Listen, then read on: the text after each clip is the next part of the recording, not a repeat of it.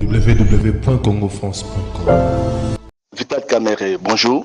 Bonjour. Ça fait à ce jour 2 semaines que la majorité présidentielle et l'opposition politique au dialogue sont en négociation pour parvenir à un accord qui doit être signé à la fin du dialogue. Est-ce que pendant tout ce temps, vous avez trouvé un compromis entre les deux parties? Au stade où nous étions arrivés, au moment où on avait suspendu les travaux, il y avait le consensus sur le fichier électoral qui devait être refait totalement.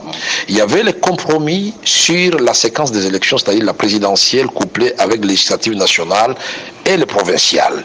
Il restait des grandes questions qui devaient faire l'objet de discussions, notamment en ce qui concerne le calendrier, en ce qui concerne la gestion des institutions pendant la transition. Et ces questions-là, je voudrais dire aujourd'hui avec bonheur au peuple congolais que nous avons trouvé le compromis. Et ce compromis sera soumis à la plénière du dialogue ce lundi à 15h. Ce compromis porte exactement sur les calendriers dans ces dates phares, puisque les détails du calendrier et sa publication relève de la CENI.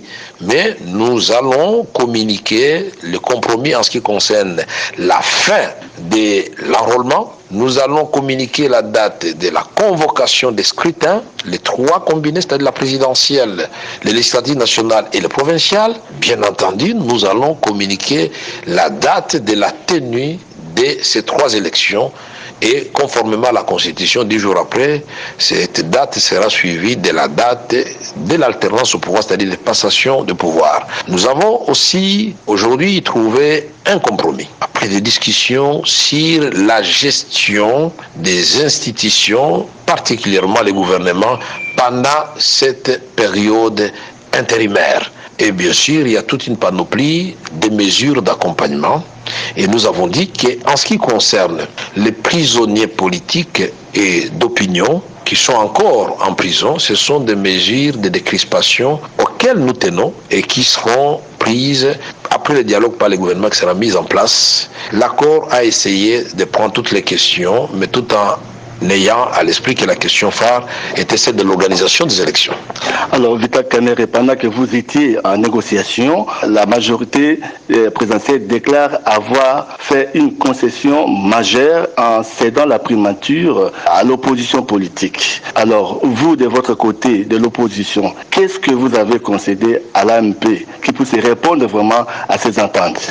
Et je vous ai dit qu'à la plénière de lundi, tout cela vous sera présenté dans tous les détails. Ce qui est très important ici, et c'était notre objectif principal, c'était d'éviter les chaos à notre peuple, à notre pays, puisque nous avons 2 voies. C'est comme un enfant qui se trouve devant des chemins. Il y a le bon chemin, il y a le mauvais chemin. Nous avons la résolution 2277 qui protège la constitution de la République démocratique du Congo, qui prône le dialogue inclusif. Nous avons choisi de dialoguer pour que nous puissions obtenir l'alternance dans notre pays dans un délai très court, sans tirer un seul coup de feu, sans effusion de sang, et sans qu'on ne brûle les maisons des gens. Et moi, j'estime que perdre une année et s'assurer qu'on aura l'alternance vaut mieux que de se lancer dans la voie aux issues inconnues de la violence.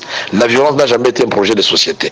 Au niveau des dialogues, vous avez opté, dans le projet de compromis, opté pour une période intérimaire. Et vos collaborateurs du rassemblement parlent de régime spécial. Quelle est la déduction que vous faites entre les 2 concepts? Moi, j'estime que quand on parle déjà de régime, en tout cas, il faut une autre constitution, on parle de régime spécial. Donc, il s'agit de 3 aires. Il y a eu donc refus de dialoguer, il y a eu rejet total de la constitution avec ce régime social, et il y a eu récusation du facilitateur. Est-ce que ces 3 heures, vraiment, c'est ce qu'il faut servir au peuple congolais? J'ai dit non. Edem Kodjo, son rôle et sa tâche ne s'est limitée qu'à nous mettre ensemble. Au début, vous vous souvenez très bien, j'avais dit, et si le Mbutamuntu vient, moi je suis comme modérateur, il prend ma place. Comme ça, il ne va soupçonner personne, il va lui-même veiller sur la bonne marche des négociations. Ce n'est pas en restant à la maison qu'on va servir le peuple congolais.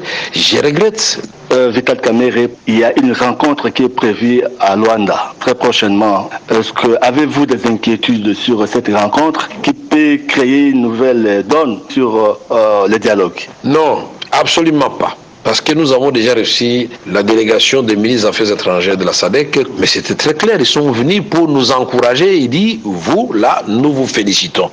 Donc la réunion de Luanda, le 27 octobre prochain, cette réunion va s'inscrire dans la droite ligne des renforcements de ce processus de démocratisation et de paix dans notre pays. Ça sera une réunion de prévention pour dire, finalement, messieurs les facilitateurs ou monsieur le président de la République démocratique du Congo, je ne sais pas qui va représenter la RDC, donnez-nous l'évolution du dialogue. Et je crois que le président de la République sera à l'aise, puisqu'à ce moment-là, il aura un accord. Il va dire non, le dialogue a déjà pris fin, nous sommes à une autre étape. L'accord est là sur la table. Nous vous demandons aussi, en tant que pays membre de la SADC, de nous accompagner dans l'application de cet accord. Et ça, c'est un message que je lance aussi à la SADC, de soutenir l'accord. Puisque les problèmes des Congolais doivent se résoudre entre Congolais. Dernière question, l'idée de la convocation d'un deuxième dialogue, vous pouvez l'appuyer? Rien n'est impossible, mais je crois qu'à ce stade, il faut oublier. Un deuxième dialogue pour faire quoi? Nous sommes déjà au mois d'octobre. Le mois prochain, c'est le mois de novembre, dont nous terminons l'année. Alors, les amis veulent nous amener dans un alisement, quoi. C'est pour que les élections aient lieu en 2025 ou quoi. Nous sommes pressés, nous avons un accord qui nous donne les élections dans un délai très court. L'inclusivité totale n'existe pas. Peter Kanere, je vous remercie. C'est moi qui vous remercie. www.congofrance.com. Oui, vous êtes